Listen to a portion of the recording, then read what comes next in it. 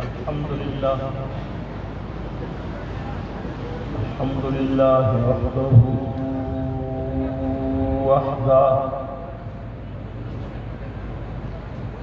والصلاة والسلام على من لا نبي بعده ولا رسول بعده ولا معصوم بعده أرسله الله تعالى بالحق بشيرا ونذيرا وداعيا إلى الله بإذنه وسراجا منيرا. أما بعد فأعوذ بالله من الشيطان الرجيم.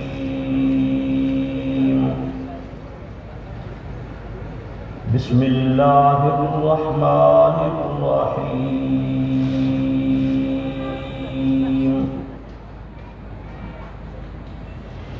محمد رسول الله والذين معه أشداء على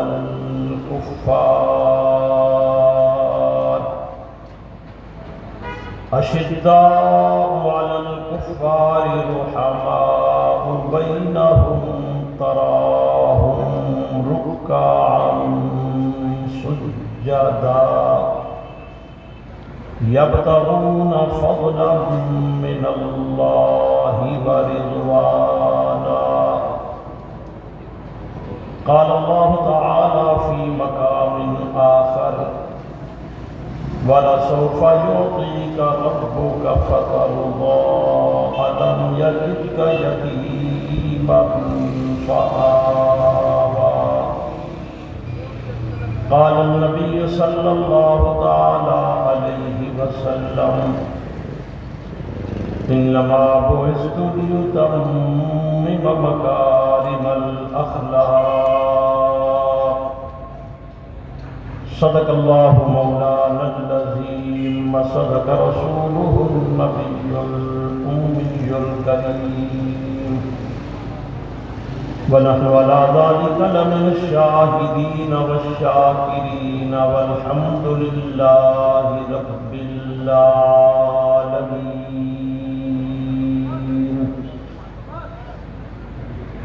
انتہائی واجب الاحترام علماء کرام، معززین علاقہ، قابل عزت تکریم بزرگوں، دوستوں، نوجوان ساتھیوں، اسٹار کالونی کراچی کے زیر اہتمام یہ سالانہ کانفرنس جو گواہان نبوت کے عنوان سے انتہائی شان و شوکت، عقیدت و محبت سے منعقد کی جاتی ہے، خطیب اہل سنت حضرت مولانا قاری محمد شکیل صاحب دعوت برکاتہم العالیہ کی پرخلوص دعوت پر ان کے حکم کی تعمیل کرتے ہوئے آپ حضرات کی زیارت اور ملاقات کا شرف حاصل ہو رہا ہے. مجاہد اسلام حضرت مولانا نذیر احمد معاویہ صاحب اور ان کے رفقاء کی بھرپور محنت، دعوت، جس کے نتیجہ میں ہم سب اس پنڈال کی زینت بنے ہوئے ہیں. اللہ تعالیٰ سے دعا ہے اللہ ہم سب کی حاضری کو اپنی بارگاہ میں قبول و منظور فرمائے. مجھ سے قبل حضرت اقدس حضرت مولانا تاج محمد حنفی صاحب دامت برکاتہم العالیہ بہت خوبصورت اور پرجوش انداز میں اپنا نظریاتی خطاب فرما چکے ہیں، اور میرے بعد انشاءاللہ قائدین اہل سنت کا بلبلہ انگیز خطاب ہونے والا ہے۔ میں تھوڑے وقت میں بہت کچھ کہنے کی کوشش کروں گا، امید ہے آپ توجہ کے ساتھ سماعت فرمائیں گے۔ ہمارا عنوان، ہماری گفتگو، ہماری شب و روز کی محنت وہ ایک نظریاتی محنت ہے، اور ہم عظمت صحابہ کے عنوان پر اس محنت کو جاری رکھتے ہوئے ہیں۔ عظمت صحابہ کے عنوان پر آپ بہت کچھ سنتے بھی ہیں اور سن بھی چکے ہیں، سنتے رہیں گے۔ ہر کسی کا بیان کرنے کا انداز مختلف ہوتا ہے، لیکن بات وہی ہے جو ہم 35 سالوں سے کرتے چلے آ رہے ہیں، لیکن جیسے جیسے موسم بدلتا ہے ویسے ویسے حالات بھی بدلتے ہیں، اور حالات کے ساتھ ساتھ یہ عنوان بھی ایک نیا موڑ اور نئی عظمتوں کے ساتھ آپ حضرات کے سامنے آتا ہے۔ میں خوبصورت سی بات آپ حضرات میں گوش گزار کروں گا، مجھے امید ہے آپ کرسی پر بیٹھے ہوئے توجہ سے سماعت فرمائیں گے، ورنہ کرسی پر بیٹھنے والوں کا مزاج اور ہوتا ہے، اور ان کو بات سنانا، ان کا سننا، اس کا انداز تھوڑا سا مختلف ہوتا ہے۔ لیکن یہ کرسی آپ کو کیونکہ اللہ نے عظمت صحابہ کی وجہ سے دی ہے، تو میں امید رکھوں گا کہ آپ کے سننے کا انداز اس کرسی والوں جیسا نہیں ہوگا۔ پنجاب سے میں چلا،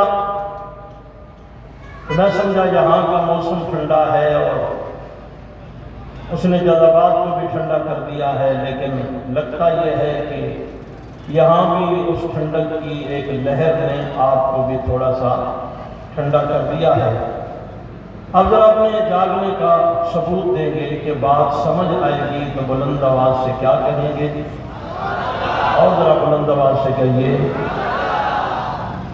دوران گفتگو میری زبان پہ آقا نامدار حضرت محمد مصطفیٰ صلی اللہ علیہ وسلم کا نام نامی اسم گرامی آئے تو عقیدت، محبت، پیار، الفت بلند آواز سے کیا کہیں گے؟ صلی اللہ علیہ وسلم۔ قرآن کریم کے مطالعے سے پتہ چلتا ہے کہ ایمان لانے کے بعد وَعَمِلُوا الصَّالِحَاتِ،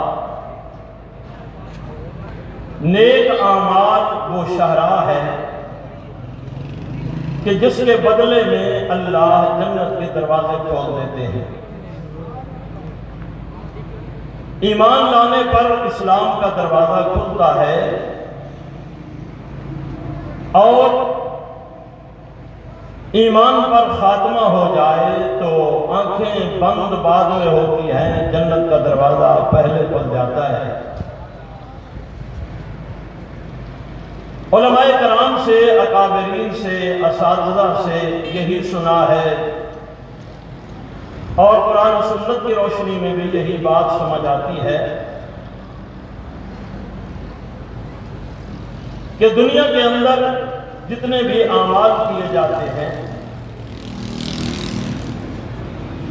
وہ رضائے الہی کے حصول کے لیے ہوتے ہیں، اور اللہ جب راضی ہو جاتے ہیں تو اللہ اپنی رضا کے بعد انسان کو جنت عطا کرتے ہیں۔ وہ راحت کی ایک جگہ ہے۔ جناب آدم علیہ السلام کی تخلیق سے لے کر جناب عیسیٰ علیہ السلام کی دنیا میں تشریف آوری تک جتنے نبی، جتنے پیغمبر، جتنے رسول دنیا میں تشریف لائے،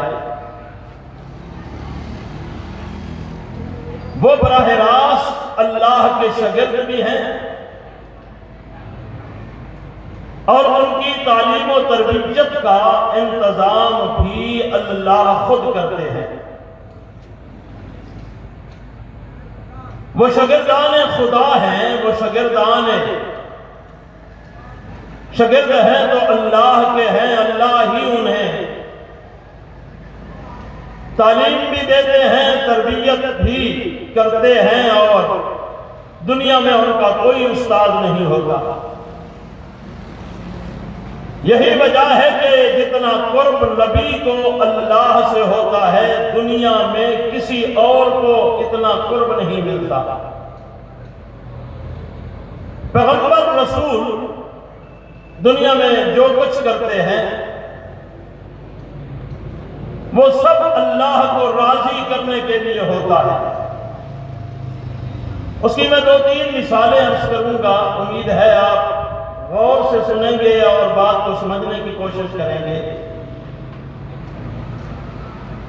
کہ ایک شخص کو بھڑکتے ہوئے شعلوں میں ڈالا جا رہا ہے۔ آگ اتنا بلندی پہ کھڑی ہے کہ اگر فضا میں اڑنے والا پرندہ بھی وہاں سے گزرنا چاہے تو گزر نہیں سکتا، کہ آگ کے شعلے اس پرندے کی پرواز سے بھی زیادہ ہے۔ دائیں بائیں اس آگ نے ماحول میں حرارت پیدا کی ہوئی ہے۔ دنیا ہے کہ دیکھ رہی ہے کہ حکومتی کرندے ایک طرف اور ایک اکیلے شخص کو جس کا باپ تک مخالف ہے، رشتہ دار تک جس کے مخالف ہے، اسے آگ کے شعلوں میں ڈالا جا رہا ہے، لیکن وہ بے دھڑک، بے خوف اور آگ کے شعلوں میں جاتا ہے، جا رہا ہے۔ اس کے ہونٹوں پہ تبسم ہے، ہونٹوں پہ مسکراہٹ ہے۔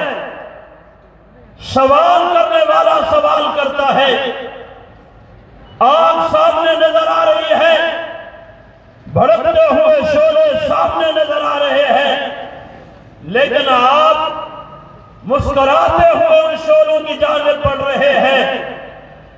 تو جواب میں فرمایا، مجھے پتا ہے آگ کا کام جلانا ہے، اس نے راکھ کر دینا ہے، لیکن میں مسکراتا ہوا اس لیے ان شعلوں کے قریب جا رہا ہوں۔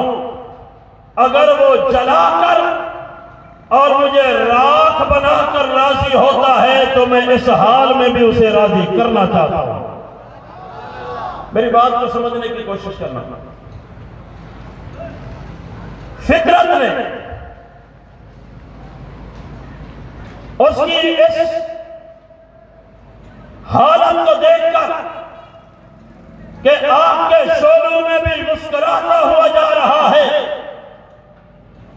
زمین و آسمان نے رش کیا، فضا نے رش کیا، اور یہ بات شعلوں میں جانے والے نے سمجھا دی کہ میری غرض و غایت کیا ہے، میں چاہتا کیا ہوں۔ میں بھڑکتے ہوئے شعلوں میں مسکراتا ہوا جا کیوں رہا ہوں؟ وجہ ایک لفظ میں سمجھائی کہ اگر وہ اسی طرح راضی ہونا چاہتا ہے تو میں اس حال میں بھی اسے راضی کرنا چاہتا ہوں۔ پھر ایک اور آزمائش کہ اسی والد گرامی کے ہاتھ میں چھری دے کر رب ذوالجلال نے فرمایا، اپنے خوبصورت نوجوان بیٹے کے گلے پہ جلائیے، ایک خواب کی بنیاد پر بوڑھا والد اپنے خوبصورت بچے کے گلے پر چھری رکھ رہا ہے، لیکن اس کو قائل کیسے کر رہا ہے کہ میں تمہیں ذبح کرنا چاہتا ہوں؟ اس کو قرآن کریم نے کچھ یوں نقل کیا، بلغ معہ السعی قال یا بنی انی اری فی المنام انی اذبحک فانظر ماذا تری۔ اے میرے لخت جگر، میں نے خواب دیکھا ہے، بات خواب کی ہے، منام کی بات ہے، میں نے خواب میں دیکھا ہے، نیند کی حالت میں دیکھا ہے، انی اذبحک فانظر ماذا تری، میں تیرے گلے پہ چھری رکھ کے تجھے ذبح کر رہا ہوں، بتاؤ تم کیا چاہتے ہو؟ اس بیٹے نے بہت خوبصورت جواب دیا ہے جس کو قرآن کریم نے نقل کیا، اور اس وقت جب یہ بیٹا جواب دے رہا تھا فضا مسکرا رہی تھی، اور اس وقت یہ پوری فضا جو ہے اس جواب کو سن کر رش کر رہی تھی کہ بیٹا کہہ رہا ہے قال یا ابت افعل ما تؤمر ستجدنی انشاء اللہ من الصابرین۔ ابا جان جو کچھ خواب میں دیکھا ہے اسے پریکٹیکل کر گزریے، اسے عملی جامہ پہنائیے۔ اگر میں آپ کا بیٹا ہوں، لخت جگر ہو، آپ کا تربیت یافتہ ہو، تو میں ماتم نہیں فخر کرتا چلا جاؤں گا، میں صبر کروں گا کہ میرے باپ نے میرے گلے پہ چھری چلائی ہے۔ فطرت، مشیت اس جواب کو سن رہی تھی۔ ایک مسلمان ہونے کے ناطے میرا اور آپ کا کیا عقیدہ ہے کہ دلوں کے راز کون جانتا ہے؟ بھائی تو جھوم کر بولیے، بلند آواز سے بولو گے تو میں بات سمجھانے میں کامیاب ہو جاؤں گا۔ دلوں کے راز کون جانتا ہے؟ کون جانتا ہے دل میں کیا ہے؟ کس کے دھڑکتے ہوئے سینے میں دل میں کیا راز ہے وہ کون جانتا ہے؟ اللہ جانتے ہیں کہ یہ دونوں ٹھیک کہہ رہے ہیں، یہ ذبح کرنا چاہتا ہے، وہ ذبح ہونا چاہتا ہے، لیکن پھر بھی فرمایا نعرہ تکبیر، ہاتھ اٹھا کر کے بھائی نعرہ تکبیر، نعرہ تکبیر، شان رسالت، شان صحابہ، شان صحابہ، سپاہی صحابہ۔ توجہ بھی میری طرف، دونوں کے دلوں کے راز کو کون جانتا ہے؟ بھائی بولو، کون جانتا ہے؟ اللہ کو جب علم ہے کہ دونوں اپنی جگہ پہ سچ کہہ رہے ہیں، یہ ذبح کرنے کا ارادہ رکھتا ہے، یہ ذبح ہونے کا ارادہ رکھتا ہے، اور زبان سے کہہ رہا ہے قال یا ابت افعل ما تؤمر ستجدنی انشاء اللہ من الصابرین۔ ابا جان جو کچھ تم نے خواب میں دیکھا ہے اسے عملی طور پر کر گزریے، میں صبر کر کے دکھاؤں گا۔ لیکن پھر بھی قرآن کہتا ہے، رب ذوالجلال نے فرمایا فلما اسلم وتلہ للجبین، اسے جبین کے بل لٹا دیجئے، ذبح کر کے دکھلائیے۔ اب توجہ رہے، سوال یہ ہے کہ یہ ذبح کرنا چاہتا ہے، یہ ذبح ہونا چاہتا ہے، اس کے ہاتھ میں چھری ہے، اس نے گردن جھکا دی ہے۔ دونوں سے سوال کیا گیا، تم دونوں الگ الگ عنوان پہ ہو، وہ ذبح کرنا چاہتا ہے، تم ذبح ہونا چاہتے ہو، تم دونوں کیا چاہتے ہو؟ تو آواز آتی ہے ہم دونوں اسے راضی کرنا چاہتے ہیں۔ ہم دونوں کسے راضی کرنا چاہتے ہیں؟ بھائی اللہ کو۔ یہ کردار میں نے قرآن کریم میں دیکھا ہے تو یہ اللہ کے شاگردوں کا کردار رہا ہے کہ ہر حال میں وہ کسے راضی کرنا چاہتے ہیں؟ توجہ، جناب آدم جناب عیسیٰ علیہ السلام تک نبیوں اور رسولوں کی صفوں میں دیکھیے، کوئی خلیل اللہ ہے، کوئی کلیم اللہ ہے، کوئی صدیق اللہ ہے، کوئی روح اللہ ہے۔ اللہ سے جتنا نبیوں کا گہرا ربط ہوتا ہے زمین پر اور کسی کا نہیں ہوتا، لیکن جو ان کے ماننے والے تھے ان کا کردار کیا رہا؟ آمنو، ایمان لانے کے بعد وہ جنت کے متلاشی نظر آئے۔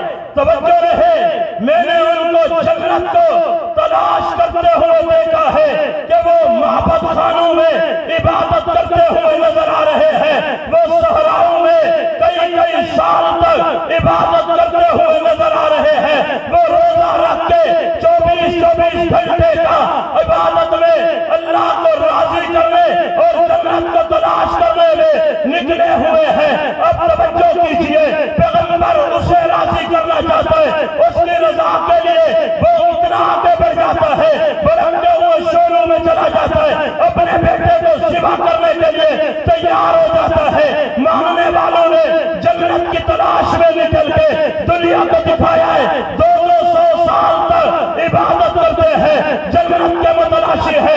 میں اس پہ تفسیر میں نہیں جانا چاہتا، دلائل نہیں دینا چاہتا، جنت کی تلاش میں نکل گئے، جنت کی تلاش میں نکل گئے، صحراؤں میں نکل گئے، معبد خانوں میں نکل گئے، رہبانیت اختیار کر لی، روزہ رکھتے چلے گئے۔ اور یہ سوال اتنا سا ہے، میں نے پوچھا جنت سے، تجھے سبھی مانگتے ہیں، کسی کو دیکھا رہبانیت اختیار کر رہا ہے، کسی کو دیکھا جنگلوں میں عبادت کر کے تجھے تلاش کرتا ہے، تجھے مانگتا ہوا نظر آتا ہے۔ آدم کی تخلیق سے لے کے جناب عیسیٰ روح اللہ تک آنے والے نبیوں کے امتوں کو دیکھا ہے، جنت کی تلاش میں ہے، جنت مانگتے چلے جا رہے ہیں۔ میرا سوال ہے جنت سے، میں نے کہا دنیا تجھے مانگتی ہے، تو بتا تو بھی کسی کو مانگتی ہے؟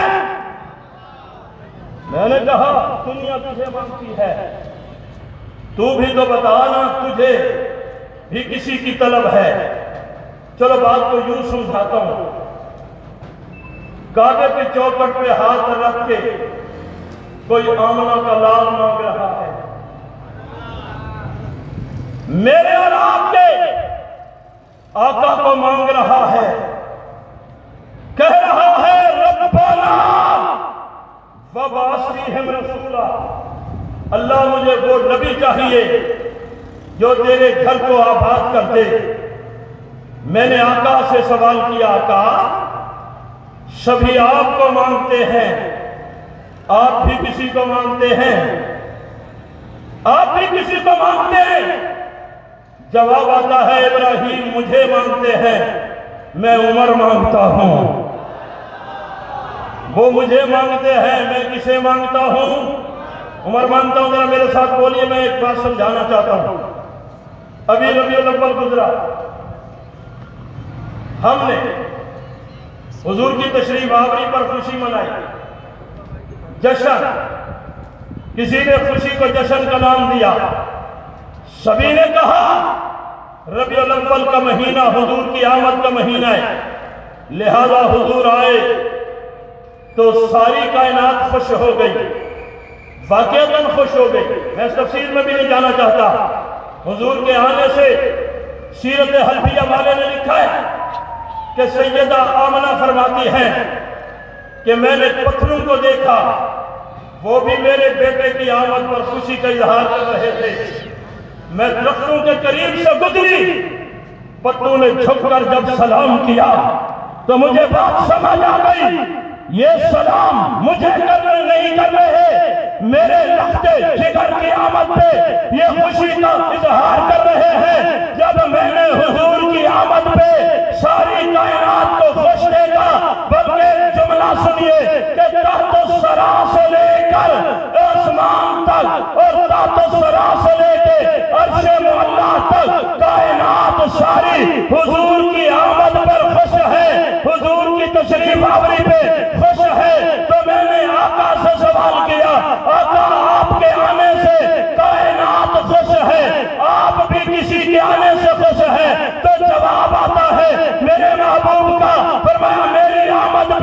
کائنات خوش ہوئی ہے، اور میں محمد خوش ہوا ہوں عمر کے آنے پر۔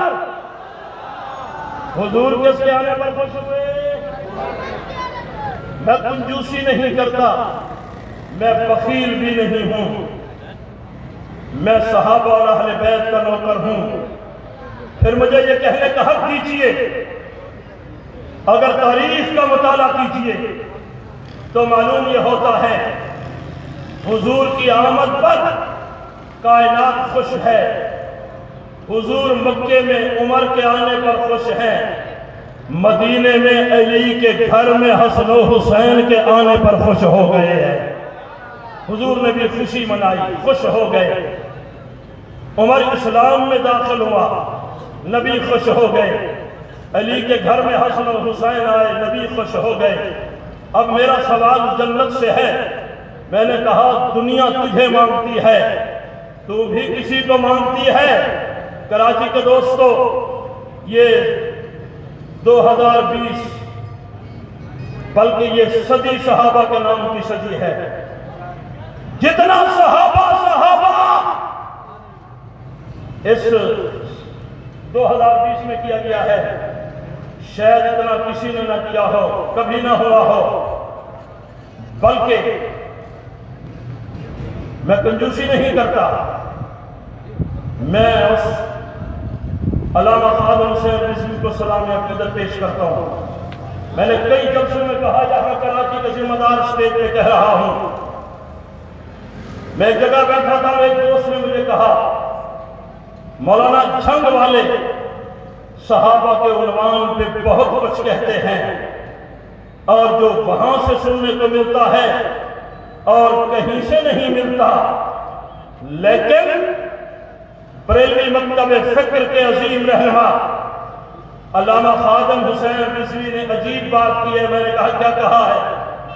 کہا اس نے بات ہی مکا دی، کہا در در کتےو مالکا میں پہ گئے ہو، در در کتےو مالکا میں پہ گئے ہو۔ میں نے کہا کس کو کہا؟ کس کو کہا؟ کہا اسی کی زبانی سنیے۔ میں نے کہا جو صحابہ کو نہیں مانتا میں نے اسی کو کہا ہے۔ وہ جس وقت میں کھڑا ہو، ہماری لڑائی گستاخوں سے ہے، ہماری لڑائی فرانس کے گستاخوں سے ہے۔ وہ وہاں بیٹھ کر گستاخی کریں تب لڑائی ہے، اگر فرانس جیسی گستاخی یہاں کرے تو پھر بھی ہونی چاہیے یا نہیں ہونی چاہیے؟ گستاخوں سے لڑائی ہے نا۔ ناموس رسالت کے گستاخ ہوں پھر بھی ان سے لڑائی ہونی چاہیے۔ ناموس صحابہ سے غداری کر رہے ہوں، ناموس اہل بیت سے غداری ہو رہی ہو، پھر بھی نفرت ہونی چاہیے یا نہیں ہونی چاہیے؟ توجہ کیجئے، میں ایک خوبصورت جملہ کہنا چاہتا ہوں۔ میں نے جنت سے پوچھا ساری دنیا تجھے مانگتی ہے، تو بھی کسی کو مانگتی ہے؟ جنت نے خوبصورت جواب دیا ہے۔ کراچی کے دوستوں سنو گے تو ایمان تازہ ہوگا۔ بلکہ آج اس جملے پہ اگر آپ تڑپے تو شہداء کی روحیں بھی آپ کو سلام پیش کریں گی، خوش ہو جائیں گی۔ میں نے جنت سے پوچھا سبھی تجھے مانگتے ہیں، تو کسے مانگتی ہے؟ جنت نے تڑپ کر کہا میں محمد کے صحابہ مانگتے ہوں۔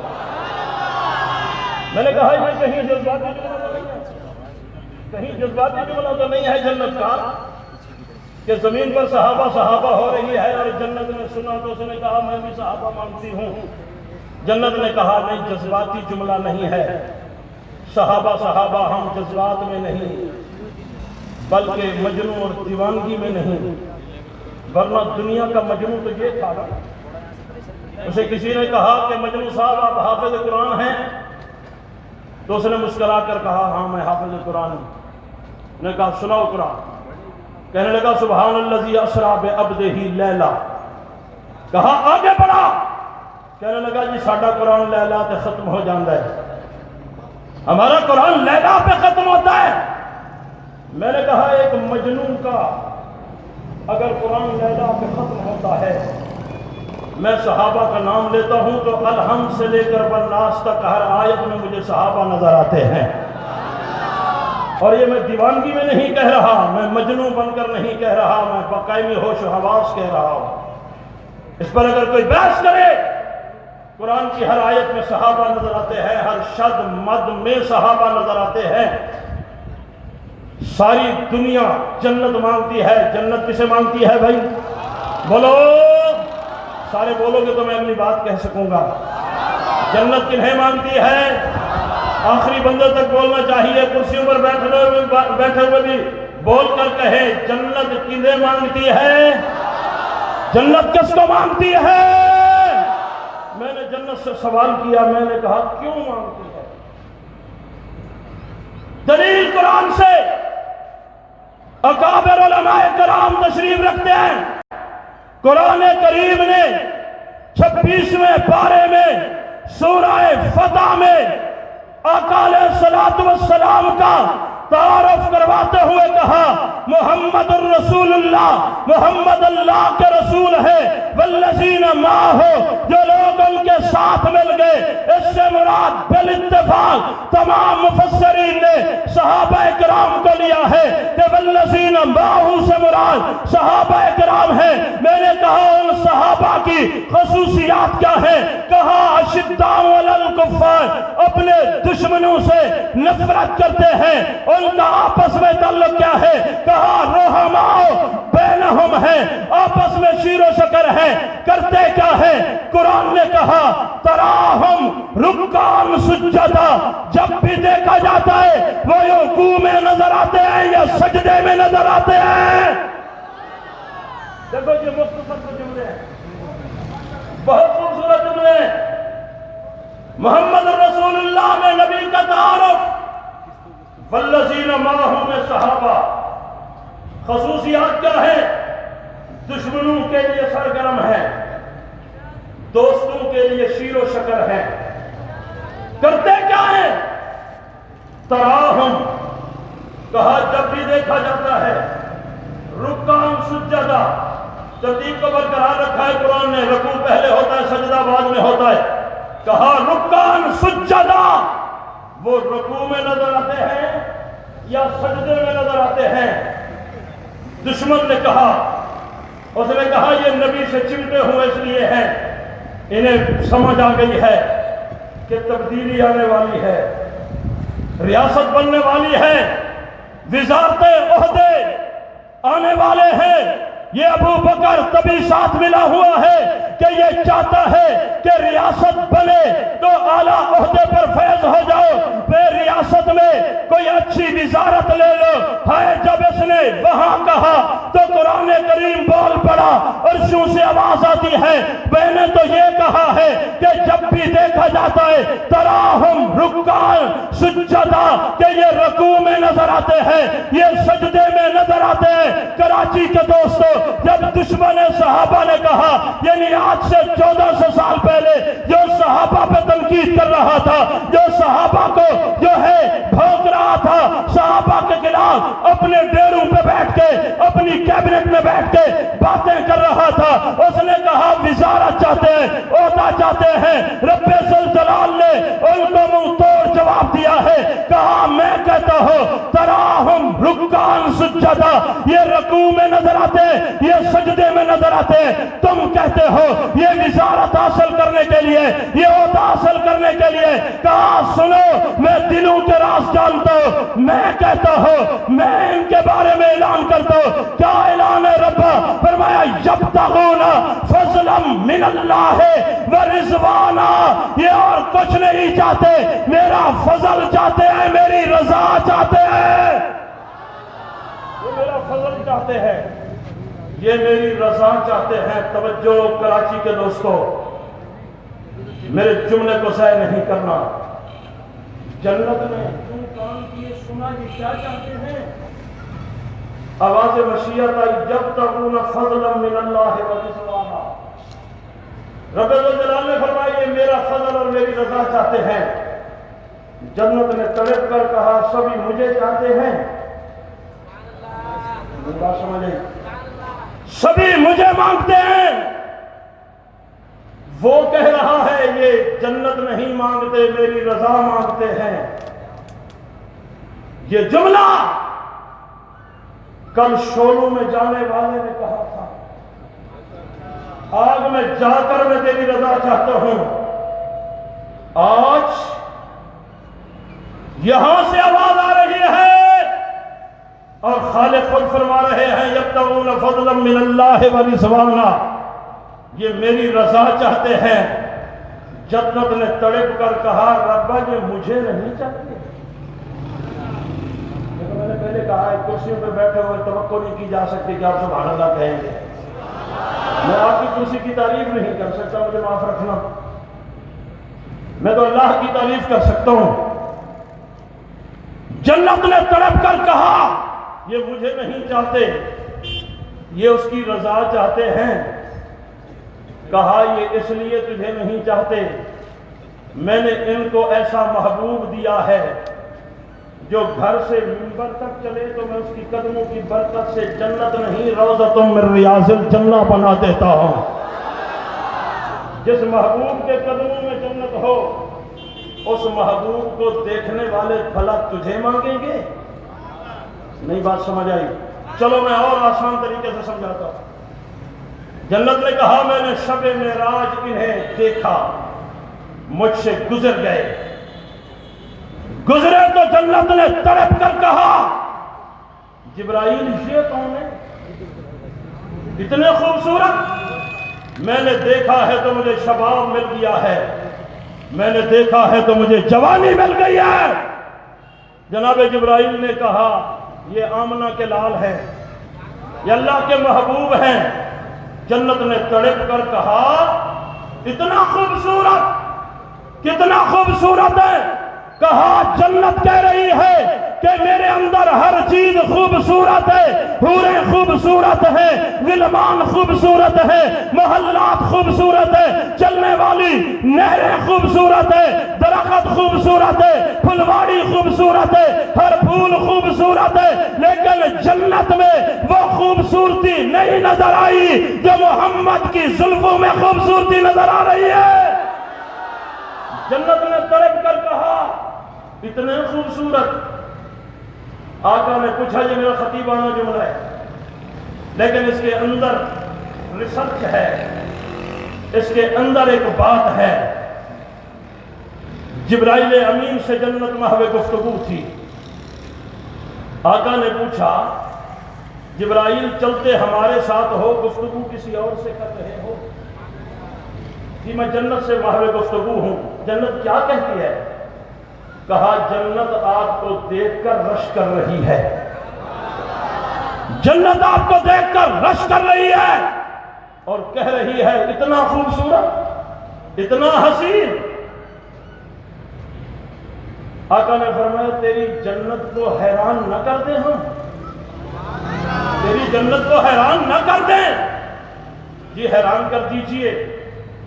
آگے بڑھے تو ایک محل کے دروازے پہ حور نظر آئی۔ آپ نے دیکھا تو برجستہ فرمایا جنت کی حور تیرا کیا خیال ہے؟ تیرا نکاح میں اپنے یار بلال سے نہ کر دوں؟ تیرا نکاح اپنے یار بلال سے نہ کر دو؟ حور سوچنے لگی تو حضور نے برجستہ فرمایا یہ تو میں نے کہہ دیا ہے کہ تیرا نکاح میں اپنے یار بلال سے نہ کر دوں، ورنہ بلال سے پوچھنا پڑے گا پتہ نہیں تمہیں قبول بھی کرتا ہے یا نہیں کرتا ہے۔ جنت نے پیچھے ہٹ کے تڑپ کے کہا جس کی جماعت کا کالا بلال اتنا بلندیوں پہ کھڑا ہو کے اودی حوراں تے بھی تک نہ پہنی ہوئے۔ میری بات سمجھ آئی؟ یہ باتیں وہاں کی کرنے کی ہیں، یہاں سے کرنے کی نہیں ہے۔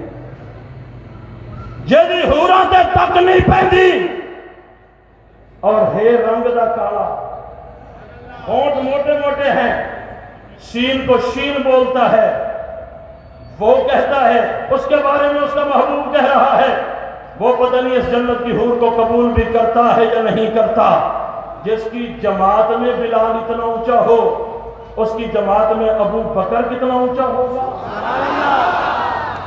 نہیں پھر سنیے کراچی والوں، فتح مکہ کے موقع پر سورج ڈھلنے لگا، میسج دے رہا تھا کہ اسے سجدہ کرنے کا وقت ہو گیا ہے۔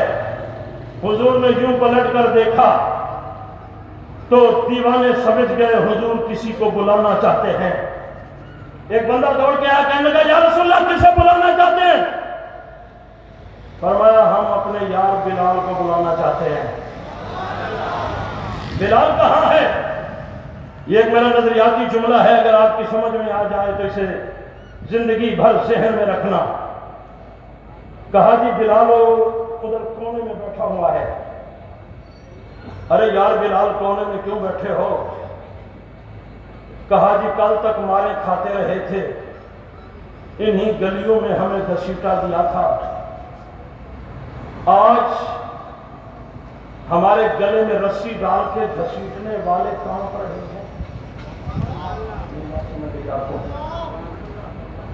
کتنے عرصے کے بعد کانپ رہے ہیں؟ کہا صرف 13 سال کے بعد کانپ رہے ہیں۔ 13 سال پہلے ان کی پوزیشن یہ تھی کہ ہم اگر نعرہ لگاتے تھے تو یہ ہمیں لگانے نہیں دیتے تھے۔ 13 سال کے بعد پوزیشن یہ ہے کہ آج نعرہ گونج رہا ہے، یہ کانپ رہے ہیں۔ نعرہ گونج رہا ہے لیکن یہ کیا کر رہے ہیں؟ یہ کانپ رہے ہیں۔ کیوں کانپ رہے ہیں؟ پتہ نہیں ہمارے ساتھ کیا کریں گے، ہمارا کیا بنے گا۔ بلال کونے میں بیٹھا ہے، کہنے لگا جی مکہ فتح ہو گیا، بڑے بڑے لوگ ارد گرد جمع ہو کے کھڑے ہیں، 10,000 کا لشکر ہے، پتہ نہیں آج ہمیں کوئی اذان بھی دینے دیتا ہے یا نہیں دینے دیتا۔ اور جب غربت کا زمانہ تھا، جب اسلام کو کوئی نہیں جانتا تھا تو بلال مؤذن تھا۔ آج مکہ فتح ہو گیا ہے، آج ہجوم یارہ میں کھڑا ہوا قائد پتہ نہیں ہمیں موقع بھی دیتا ہے یا نہیں دیتا۔ کملی والے محمد نے مسکرا کے کہا میری دعوت، میرا اسلام، میرا نظریہ کہتا ہے جو قربانی دینے والے ہوتے ہیں نہ وہ تنگی میں بھولائے جا سکتے ہیں، نہ فتح مکہ کے موقع پہ بلائے جا سکتے ہیں۔ ان کی قربانی یہی چاہتی ہے کہ انہیں ہمیشہ یاد رکھا جائے۔ میں نے کہا جو آقا زندہ بلال کو اتنا اہمیت دے رہا ہے، اس کے مشن پہ قربان ہونے والے یاسر اور عمار کے خاندان کو کتنا نوازتا ہوگا، ان شہداء کو کتنا عزت ملتی ہوگی۔ توجہ، تفصیل میں جانا چاہتا۔ بلال آ گئے، جی یا رسول اللہ حکم۔ فرمایا اذان دو یار، ٹائم ہو گیا ہے۔ اچھا آج بھی میں نے اذان دینی ہے؟ میں نے کہا شاید آج کوئی بڑا سردار دے گا، کوئی بڑا عہدیدار دے گا۔ کہا نہیں، جو منصب کل ہم نے آپ کو دیا تھا وہی منصب آپ کا آج بھی ہے۔ مکہ فتح ہو جائے پھر بھی تم نہیں بھولے۔ کھڑے ہو کر زمین پر کھڑے ہو کر اذان دینے لگے۔ فرمایا نہیں یار، آج کعبے کی چھت پر چڑھ جاؤ۔ کہا جی ابو سفیان اپنے گھر کی چھت پہ چڑھنے دیتا، سردار نہیں چڑھنے دیتا، یہ تو رب کا گھر ہے۔ آقا نے مسکرا کے فرمایا جس کا گھر ہے وہی تو کہہ رہا ہے نا، اسے کہو میرے گھر کی چھت پہ کھڑے ہو کر اذان دے۔ بلال نے وہ زندگی کی پہلی اذان ہے جو کعبے کی چھت پہ دی ہے۔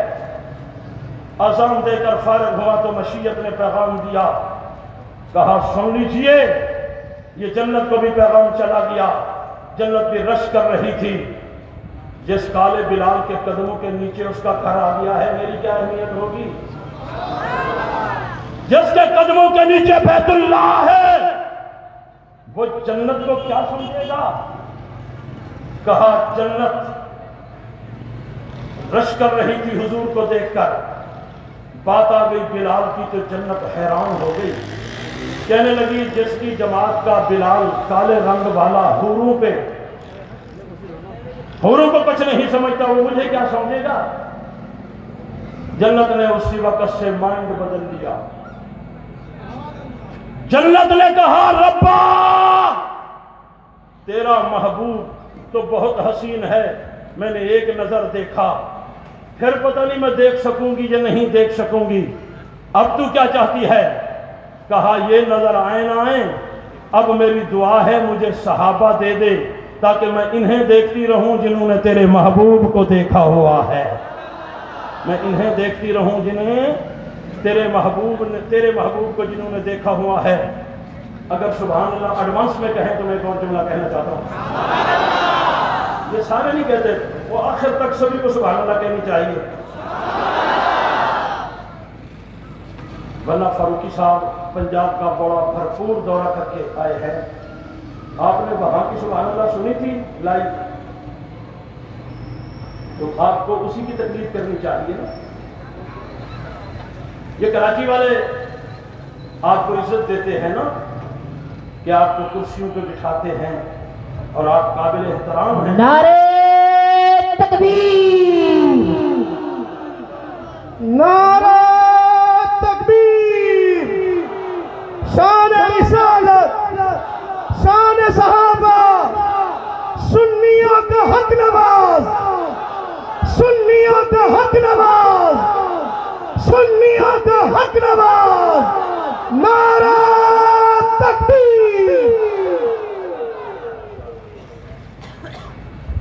وہ آئے دن کا انتظار ہو رہا تھا، صرف یہ آپ کے کراچی کے محبوب خطیب نہیں ہیں، عظمت صحابہ کی برکت سے مولانا رابع نواز حنفی صاحب اس وقت پوری دنیا کے مسلمانوں کے محبوب خطیب بن گئے ہیں۔ اللہ ان کے علم میں عمر میں برکتیں عطا فرمائے۔ آخری بات سنیے اور اس کو دل و دماغ میں جگہ دیجئے۔ جنت تڑپ گئی حضور کو دیکھ کر اور دعا کر رہی ہے، اللہ جنہوں نے تیرے محبوب کو دیکھا وہ صحابہ مجھے دے دے۔ میں علامہ رابع نواز حنفی صاحب کی موجودگی میں ایک جملہ عرض کرتا ہوں۔ مولانا عبدالغفور ندیم شہید ہوئے تو کہاں چلے گئے؟ قاری احسان اللہ صاحب شہید ہوئے تو کہاں چلے گئے؟ بھائی الیاس زبیر صاحب شہید ہوئے تو کہاں چلے گئے؟ یہ سبھی شہید ہو کر کہاں جاتے ہیں؟ بولو بولو بولو بولو، مسلمان مر گیا تو کہاں چلا گیا؟ جنت میں، یہ جنت کی طرف جا رہے ہیں۔ آقا نے دنیا چھوڑی، آقا نے دنیا چھوڑی، فیصلہ ہونا تھا حضور کہاں تشریف لے جائیں گے؟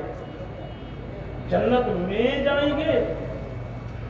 جنت نے کہا، جنت نے کہا میں نے تو شب معراج انہیں دیکھا تھا، ورنہ تو ان کی عظمتوں کے کیا کہنے، یہ مکے کے بازار سے گزر جائیں تو قرآن کہتا ہے لا اقسم بہذا البلد، اس کا ذکر عرش مولا پہ ہوتا ہے تو بازار رش کرنے لگتا ہے کہ میں اتنا اعلیٰ ہو گیا کہ میرا ذکر عرش بری پہ ہو رہا ہے۔ اگر آقا ایک پہاڑ کی چوٹی پہ قدم رکھے تو پہاڑ کانپنے لگتا ہے، کہتا ہے میں قابل رشک ہو گیا ہوں کہ میرے سینے پہ محبوب نے قدم رکھا ہے۔ قرآن کہتا ہے لا اقسم بہذا البلد، رب ذوالجلال نے کہا کہ اے بازار تجھے ہم نے کس وجہ سے اعلیٰ بنا دیا، تیری قسمیں کیوں اٹھا رہے ہیں؟ وَأَنْتَ حِلٌّ بِهَذَا الْبَلَدِ، اور تیرے سینے پہ ہمارا محبوب جو چل رہا ہے، تیرے سینے پہ ہمارا محبوب چلتا ہے تو ہم تیرا سینہ اس قابل بنا دیتے ہیں تو اس کا ذکر بھی عرش مولا پہ کرتے ہیں۔ حضور دنیا چھوڑتے ہیں، کیا حضور جنت میں جائیں گے؟ رب ذوالجلال نے فرمایا نہیں، جنت تو ان پہ رش کر رہی ہے، فرمایا میرا محبوب جہاں رہتا تھا اسی عائشہ کے گھر میں رہے گا اور میں جنت اٹھا کے محبوب کی عائشہ کے گھر رکھ دوں گا۔ اگر اب بھی آپ کو بات سمجھ نہیں آئی تو یہ کبھی نہیں آئے گی۔ ساری دنیا جنت میں جا رہی ہے، جنت دوڑ کر صدیق کی بیٹی کے گھر آ رہی ہے۔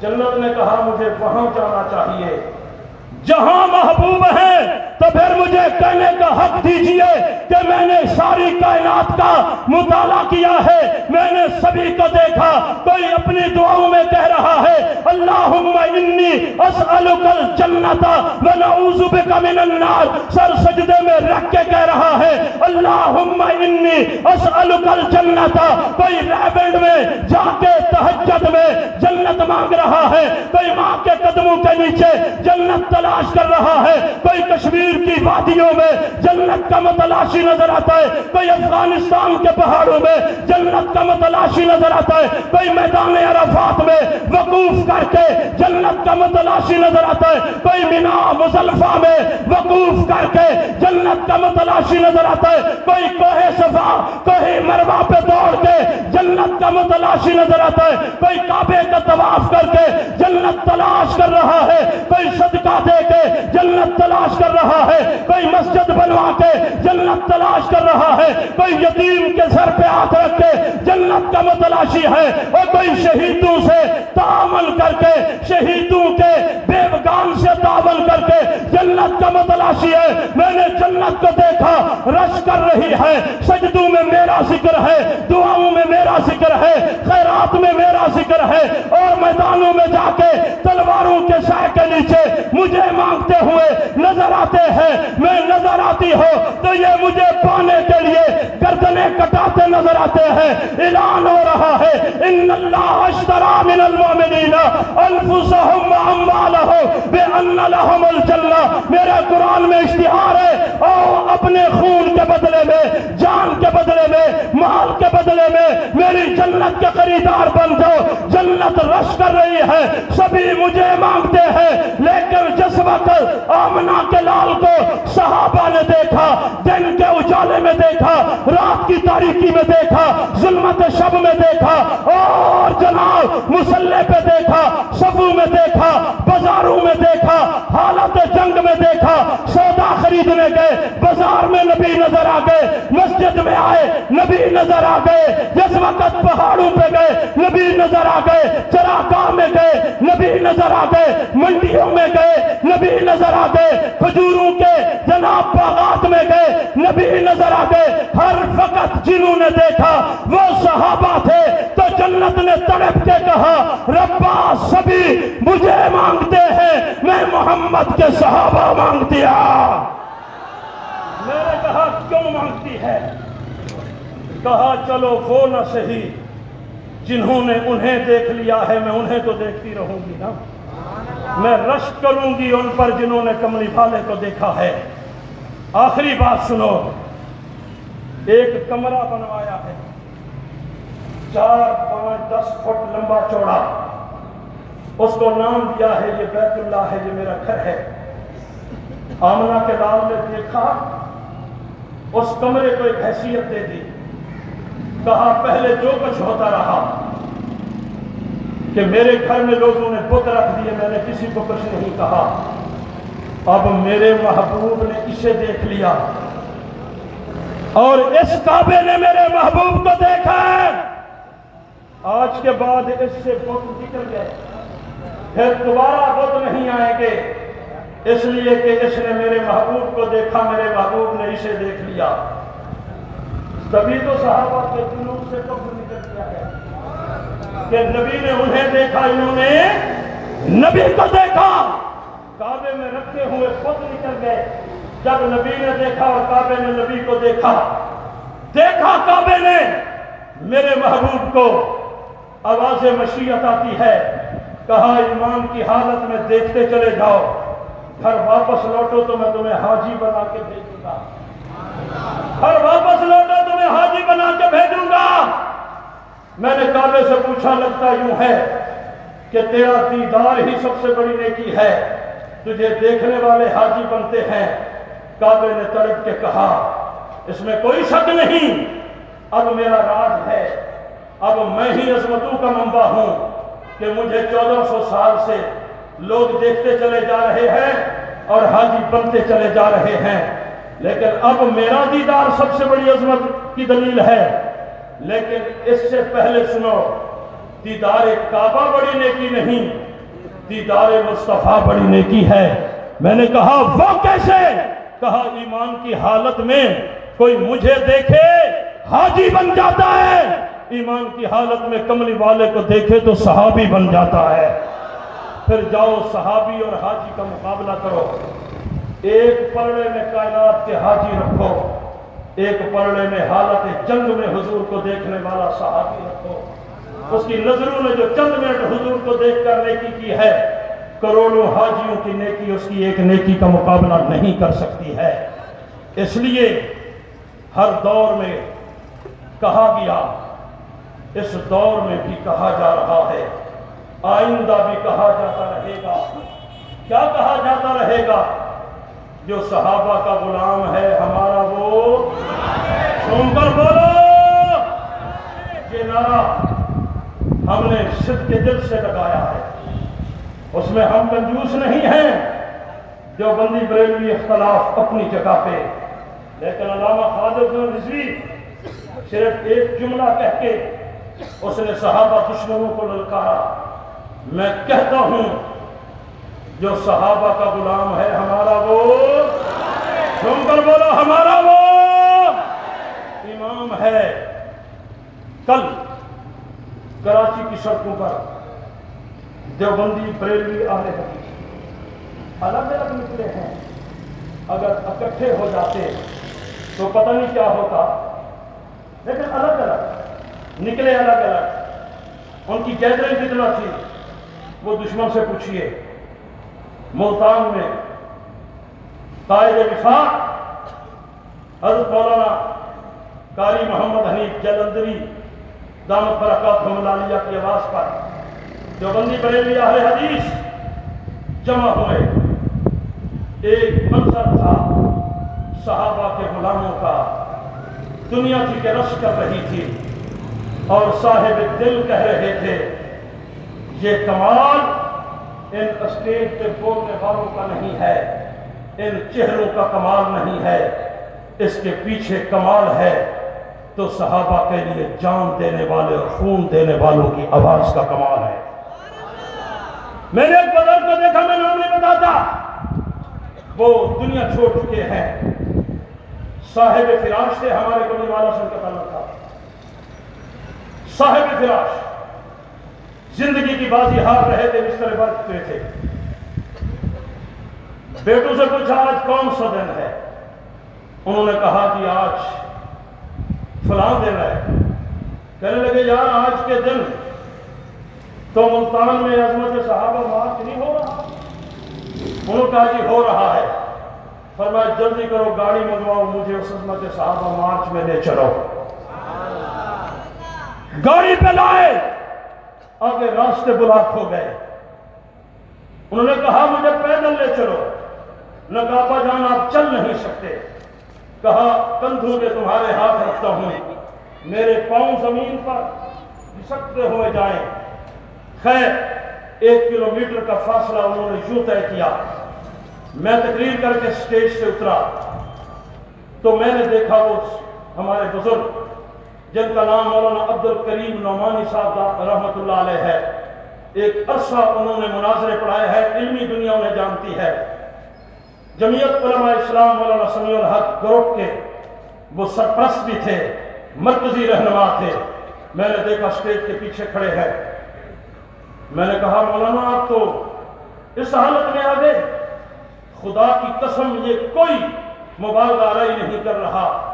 اس شخص کی آنکھوں سے اشک نکل آئے اور داڑھی پہ آنسو گر رہے تھے۔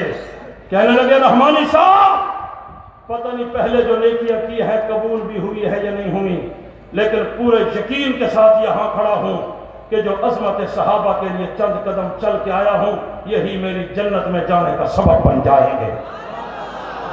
میں نے اسٹیج پر کھڑے ہوئے سامنے کرسیوں پہ دیکھا، بڑے بڑے مدرسوں کے شیخ الحدیث سامنے فرنٹ لائن پہ بیٹھے ہوئے تھے، زندہ باد صحابہ زندہ باد کے نعرے لگا رہے تھے۔ میں نے اپنے استاد محترم سے سوال کیا، میں نے کہا حضرت بخاری درسگاہ میں پڑھانے کا زیادہ ثواب نہیں ہے، آپ بخاری چھوڑ کر یہاں آ گئے۔ کہنے لگے بیٹا جب صحابہ کے لیے یوں زمین پر گستاخی ہو رہی ہو گستاخی ہو رہی ہو صحابہ کی، پھر دارالحدیث میں بخاری پڑھانے سے سڑک پر صحابہ زندہ باد کہنے کا ثواب زیادہ ہے۔ میں نے کہا کیوں؟ کہنے لگے بخاری ملی ہی تو صحابہ سے ہے نا، اگر صحابہ کی عظمت محفوظ نہیں ہے تو پھر ہمیں بخاری پڑھانے کا کیا فائدہ؟ قاری حنیف جلندری کی آنکھوں سے نکلتے ہوئے آنسو آپ نے دیکھے، پھر مجھے کہنے کا حق دیجیے آج صحابہ ہو رہی ہے تو ہم بھی کہہ رہے ہیں جو صحابہ کا غلام ہے ہمارا وہ، بولیے بولیے بلند آواز سے، جو صحابہ کا غلام ہے ہمارا وہ، کیوں؟ اس لیے کہ وہ دیوانے محمد کے میں دیوانہ، وہ مستانے محمد کے میں مستانہ، وہ نوکر محمد کے میں نوکر۔ قائد اہل سنت علامہ محمد احمد لدھیانوی صاحب دامت برکاتہم العالیہ اور برادر محترم حضرت مولانا اورنگزیب فاروقی صاحب دامت برکاتہم العالیہ کی قیادت میں ہم ساحل سمندر سے لے کر کاغان کی چوٹیوں تک متحد کھڑے ہیں، اور انشاءاللہ العزیز منزل قریب ہے۔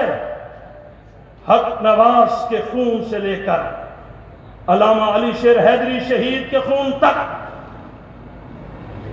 یوں اللہ نے ہمیں منظر دکھایا ہے کہ ڈاکٹر عادل شہید کی قیادت میں 40 دن تک یوں صحابہ ہوئی ہے کہ شاید پاکستان میں پہلے اتنا صحابہ کا نام نہیں لیا گیا، لیکن دشمن نے بہت جلدی کر دی۔ اسے یہ نہیں پتا حق نواز سے علی شیر حیدری شہید تک کے خون نے تو تمہارا گھیرا یوں تک کیا، اب ڈاکٹر عادل شہید کا خون تمہارا گھیرا کتنا تنگ کرے گا۔ ہم قانون کے باغی نہیں ہیں، پاکستان میں بدامنی بھی نہیں چاہتے، اور آئین اور قانون سے مابرا بھی کوئی کام نہیں کرنا چاہتے۔ ہماری گیدرنگ، ہمارے جلسے، ہماری جد و جہد آئین کے دائرے میں ہے، لیکن یاد رکھو روز روشن کی طرح نظر آ رہا ہے کہ انشاءاللہ ڈاکٹر عادل کی شہادت کے بعد اب تمہارے ارد گرد قانون کا دائرہ اتنا تنگ کر دیا جائے گا کہ وہ قلم جو صحابہ کے خلاف لکھے گا اس کی نوک توڑ دی جائے گی، جو زبان صحابہ کے خلاف پھونکے گی انشاءاللہ قانون کے ذریعے اسے کاٹ دیا جائے گا۔ آپ اس جد و جہد میں اپنے قائدین کے ساتھ ہیں یا نہیں ہیں؟ ہاتھ فضا میں بلند کر کے ذرا یقین دلائیے علامہ لدھیانوی صاحب اور مولانا اورنگزیب فاروقی صاحب کی قیادت میں آپ اس عظمت صحابہ کی جد و جہد میں ساتھ رہیں گے یا نہیں رہیں گے؟ اللہ تعالیٰ سے دعا ہے اللہ ہم سب کی حاضری کو قبول فرمائیں۔ میں معذرت کے ساتھ میرے ساتھ ہمارے بہت ہی اچھے دوست جو آنکھوں سے تو تھوڑے معذور ہیں لیکن دل کے بینا ہیں، دل کی آنکھوں سے دیکھتے ہیں، حافظ عبدالستار صاحب بڑے معروف نعت ہیں، عظمت صحابہ کے لیے بڑی قربانی دینے والے ساتھی ہیں، ہمارے نابینے بھی بینوں سے زیادہ کام کرنے والے ہیں۔ یہ چھوٹی سی نظم نعت آپ کو سنائیں گے، آپ کے مہمان بھی ہیں، نبی کے نعت خوان بھی ہیں، آپ ان رکاوٹوں کو نہیں دیکھنا، آپ نے مہمان کی حوصلہ افزائی کرنی ہے، سبحان اللہ بھی کہنا ہے اور مہمان کی حوصلہ افزائی بھی کرنی ہے، اس کے بعد انشاءاللہ